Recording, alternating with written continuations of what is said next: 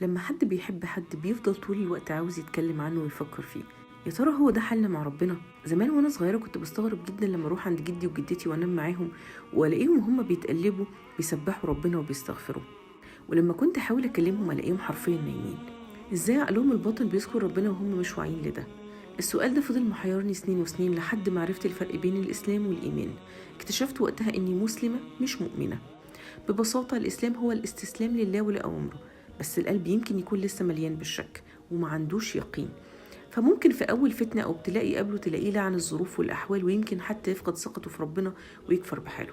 لكن الإيمان أمن في القلب ويقين بوجود الله وحسن ظن بيه وتوكل عليه، لدرجة إن الإنسان في عز أزماته وابتلاءاته بيحس بطعم وحلاوة إيمانه، وبيبقى كل شغله الشاغل هو ربه ورضاه عنه. وعشان كده هتلاقي ربنا هو محور حياته. فما تستعجبش لما تلاقي حد مؤمن بيناجي حبيبه حتى